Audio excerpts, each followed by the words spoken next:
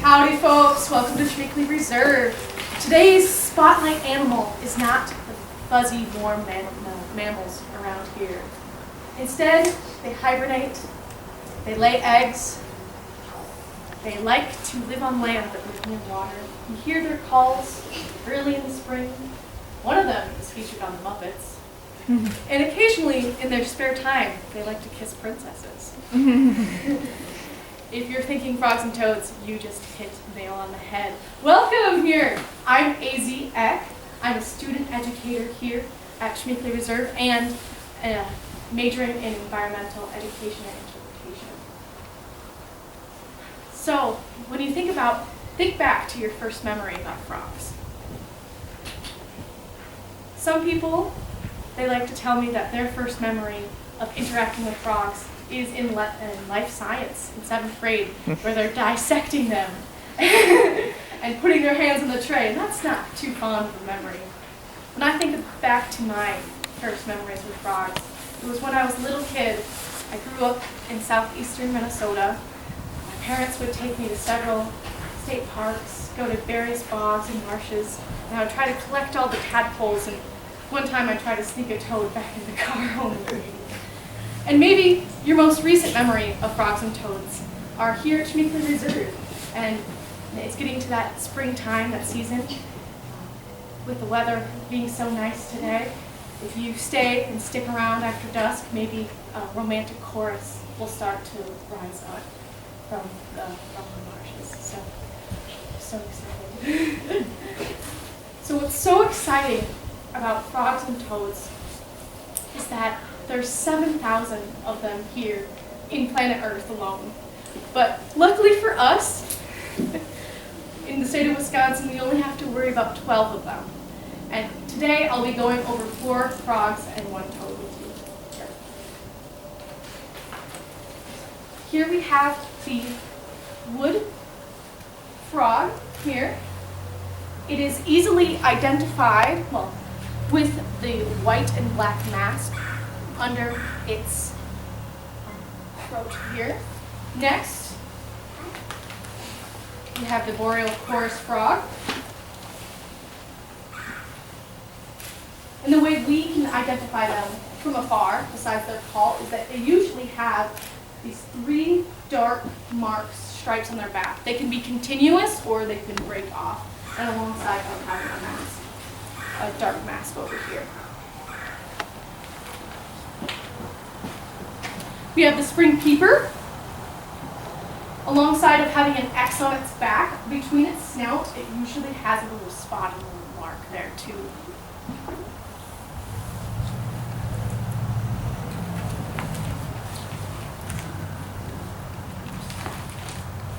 We have the leopard frog. Pretty easy to spot out with its bright skin and spots. And lastly, we have the great American toad.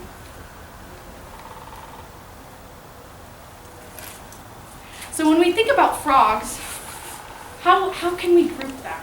They're not insects, they're not birds, they're not mammals, nor reptiles. Yes, they are amphibians. What does it mean to be an amphibian? They live in the water and on land. Perfect, perfect. Nice, knocked it right out of the park. To be amphibious, in the Greek meaning of the word amphibious means to live a dual or double life. And we see that through their whole life cycle. So here we have an American toad, a tadpole, and a wood frog, tadpole. And as they start off their life, they are vegetarians. So with their pucker-like mouth, they get all the leaves and different stems, and that's how they eat. And they have gills, and they look like fish almost. And as they start to transform or start to get older, their eyes shift from the sides of their head, and they migrate to the top. They get this long, unfurling tongue as they become more carnivorous and eat insects. And with frogs, they develop these bigger, longer back legs that can help them hop and jump around.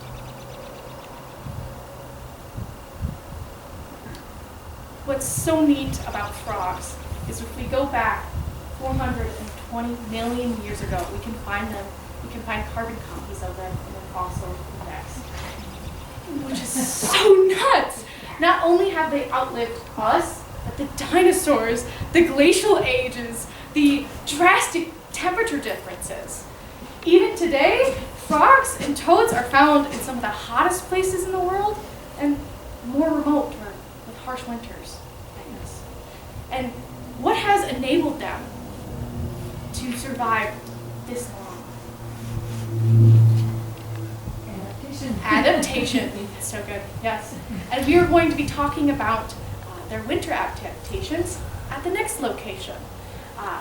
And as we travel to the wood chip pile, folks, I would like to remind you tell you that I have a knee brace and I will be sitting on their chair, my chair, along their trip. And so we'll be stopping at the wood chip pile, then eventually making our way to the Trail of Reflections, and we'll be ending the program. What do you guys do to survive winter time?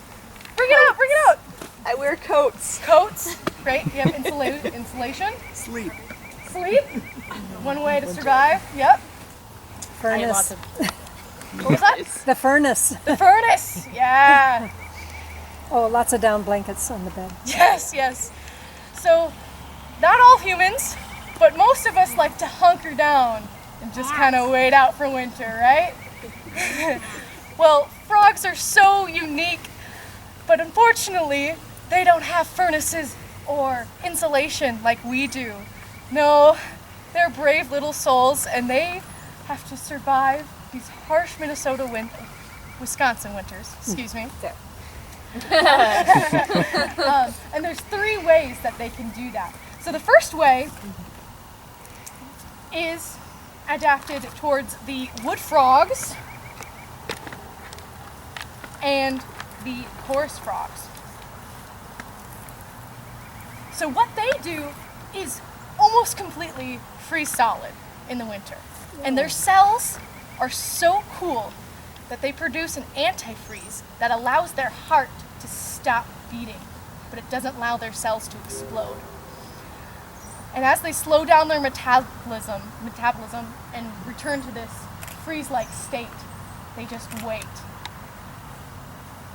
However, as Wisconsin has crazy winters, we can have days like yesterday where it's snowing and it's April. And how do these creatures survive that? Well, they can actually thaw and refreeze a multitude of times, back and forth, thaw and freeze, thaw and freeze. However, once they start eating or digesting a food source, insects, then we know that they're here to stay, and they cannot stay in that enter that freeze-like state yet once again. The next way, or applied, malfunction, is used by the tree frogs and the leopard frogs here. And what they do is they go to their local pond, they dig down, and they cover themselves with silt underneath, but not completely like turtles do. They have this gas-like breathing exchange that happens through their skin, and if they cover themselves completely with sand and silt, then they won't be able to breathe. Because of this, if they are disturbed or if they get covered up too much, then they will move around a little bit. But due to only having a little amount of food or energy resources left, they're not going to move too much, and they're going to stay put and hunker down until winter comes to a conclusion. And the last method is applied by the toad. What they do to survive is they use their hind legs like shovels, and they dig down deep to the frost line, and they hunker down and they stay there all winter long. Perhaps for you early gardeners out there, have approaching the, as you're digging up your flower bed or your garden, you've awoken a sad and slow moving toad. That's okay, that happens. We've seen a toad before You have? Where did you see one? in our backyard. That's so cool. I hope that you and I can see some more toads when we're walking out the trail of reflections. And that's what we're going to do right now. As we're making our way out there, I was informed today that people have heard some frogs and toads. So if I'm talking too much and if you hear one, please shout out so the whole crowd can get into it and we can hear them live. All right? Let's kick it. I would like us all to close our eyes briefly. Take a deep breath in and notice the notes of spring around us.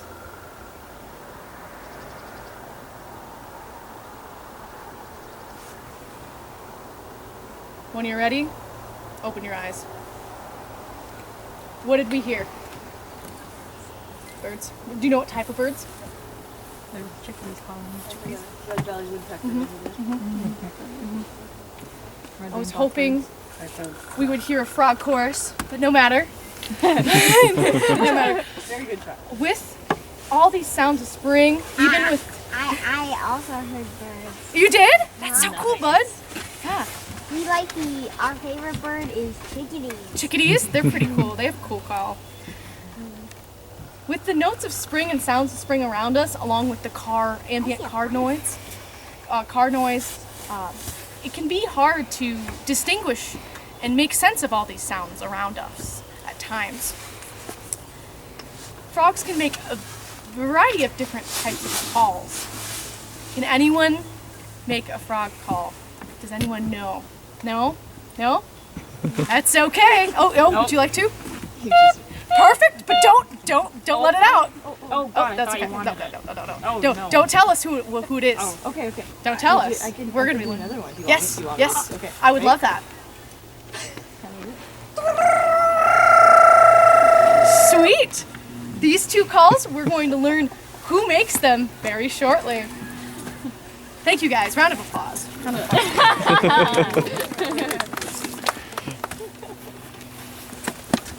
I'm going to play you some frog and toad noises, and I want to ask you what you all hear, or what do they sound like?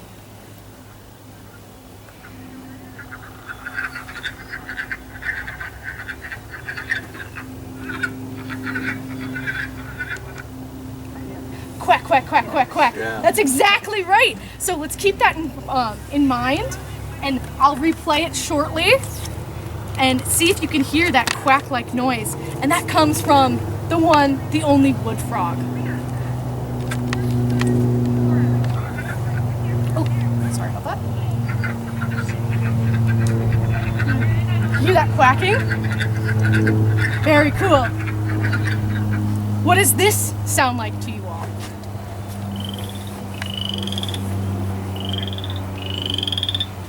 Crickets. Crickets? Crickets? Ah, you beat me to it. She just said running your fingernail over a fine-tuned comb, and I'm going to show that. That call was done by the boreal chorus frog. Wow. Yeah.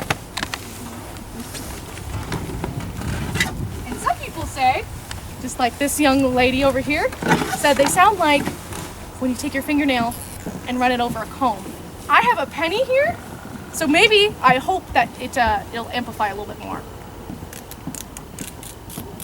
Lauren, come here. I'm going to pass this around and have you practice and see if you can hear that sound.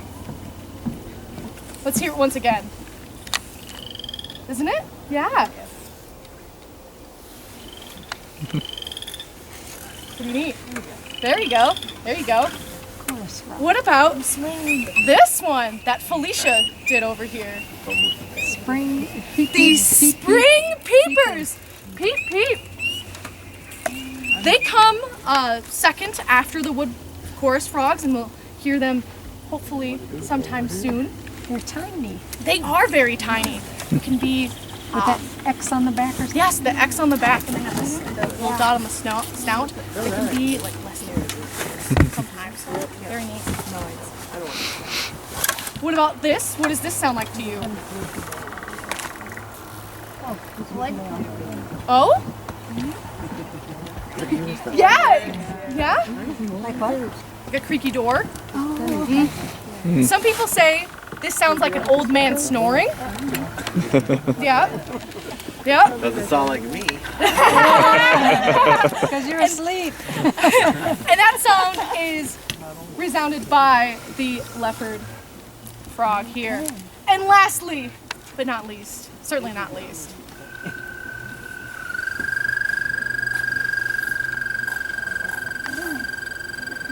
We hear that outside our window. yeah, these trills are very common and they can go upwards and last upwards to 30 seconds long, and they're done by the one, the only great American toad.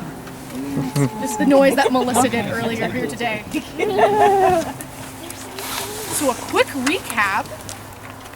The wood chorus frog, no, the wood frog, what sound did they make? Quack, quack, quack, right? The chorus frog, we had our little comb, there we go. The peepers, peep, peep, peep. The leopard frog, I failed to mention this earlier, I apologize. They sound like, they sound like an old snoring man, but also if you take your thumb, you want it, or a finger, put it wet, that replicates that sound as well. Yes. And lastly, the American toad's trill. So now that we've gone over some species of frogs and their calls here at Schmeeckle, why would frogs and toads make these sounds and noises? To attract a mate. Absolutely! Absolutely, that's a great one.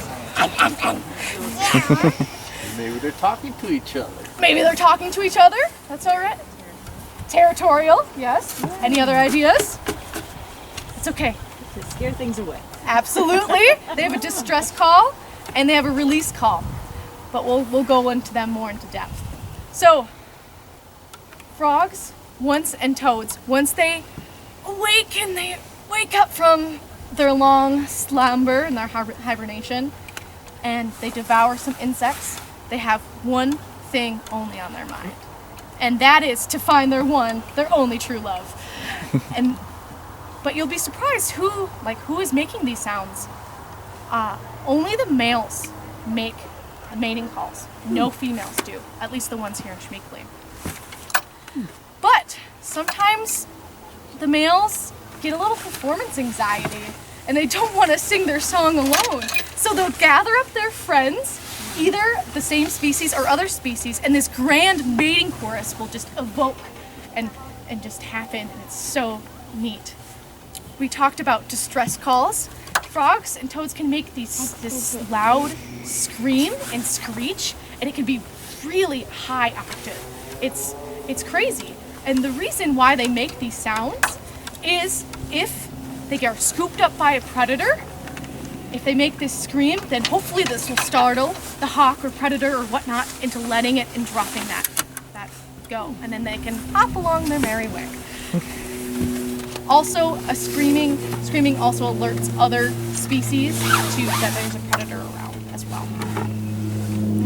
Next, in tune with the frenzy of the mating season, there are territorial calls. So males get kind of cranky right around now. They're fighting for love, and the spring peepers do a great. They have a great way of showing this. Instead of peeping, they'll make a trill-like sound, and that will get other people, their other friends, to know, like, hey, back off, this is my space. Lastly, we have the release calls. During the frenzy of the mating season, once again, males will latch on and grab onto anything, and that could be other males or unreceptive females. And so these frogs will make this call to say, hey buddy, back off, I'm not interested. And alongside of this call, the frog will vibrate, and that will brings great awareness, like, hey, I'm not interested. So now we've gone over 4 different reasons why frogs make these calls: mating, territorial, release, distress calls. How do frogs make these noises? First off, how do we make noise? Vocal cords. Yes. Yeah. We have vocal cords too, but we have different throat muscles than frogs, surprisingly enough. When frogs make their calls, they close their eyes and close their mouth, and close their nostrils too, and then they sing. Could we all try right now to try to sing with our eyes closed, our nose closed, and our mouth closed? Might be challenging. No, nothing is gonna happen. No. How do we make sound resonate? Well, we breathe into our diaphragm, we drop our jaw, and we let out a noise. And that's how we can project our sound. Wow, well, we dance fast when we're actually singing. Yeah, absolutely. So frogs will take air into their lungs, run it down, up and down their throat, down and up their throat and their lungs to pass over their vocal cords. And they can do this up to 60 times per second. Nuts. Alongside of that, how they make their sound echo is some frogs have vocal sacs too, as well as I have the little diagram out here. Great example of this here in Schmeeckle is the spring peepers. They have a great big vocal sac. Some frogs can actually have 2 of these, and what they do is they take in air and they bring it to the roof of the sac, and it helps reach that echo in hopes of attracting a mate. Very cool. Now that we've gone over how and why frogs make sounds and calls, how about we all make some frog calls here today? How about that? Yeah. Ribbit. We'll just hold on to that thought. Let's set the scene. Y'all are frog bachelors here in Schmeeckle. You just had your first meal and you're ready to find true love. But you realize as you're looking into the reflection of the pond that you're a little scared. You're a little nervous. So what you do is you holler out to the pond, you bring your little pal, and you ask him, "Hey, do you want to go to karaoke night with me?" All right. So we're all going to be participating in a little bit of karaoke. I'm going to split you up in groups of 4, and then one by one we're going to add our songs. We are a 4. Yeah. And hopefully we'll get some babes our way. Okay. So group 1, I'm going to split you up kind of right here, sir, over here. Y'all are going to be the American toad. And what noises does the American toad make? I can't remember. Trills? Could you all trill for me? Okay, hold it. Nice.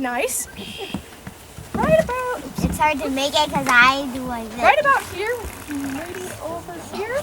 Yeah, over here. Actually, I'm going to move you over, have you more over, if you could join this group. Y'all are going to be the spring peepers. What does the spring peepers make? No, what noise? They beep, beep, beep, beep, beep, beep. Nice. This group of 3, 4 right here, y'all are going to be the leopard frogs. Do you remember what noise the leopard frogs make? No, actually. No, they snore. They snore. And all of you on the boardwalk here, from here, are going to be wood frogs. So, if y'all quack for me, sweet.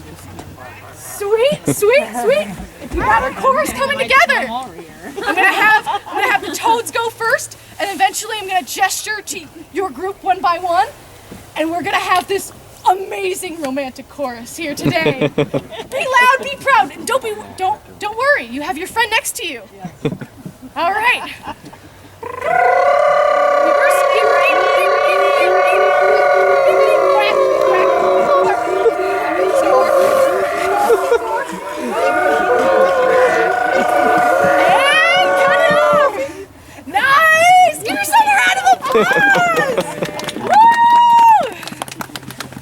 Let's see.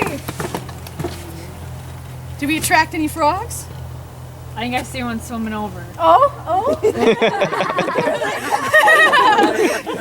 Well, we might have struck out tonight, but next time you're wandering around the paths of Schmeeckle, I invite you to learn and do the calls that we did here today, and maybe you'll attract not the love of your life, but some frogs. I did not go over tree frogs here today, but if you want to learn more about the various types of frogs here at Schmeeckle, please stop by. They're not open now, to the Schmeeckle store, and you can get more resources and want to learn more about toads and frogs as well. I'm so happy that you all joined me here today. If you have any comments, questions, concerns, let me know. But remember this: hearing the calls of spring and the calls of frogs really means that there will be warmer days to come. And take that with us. Yeah. Take care. Thank you. Thank you.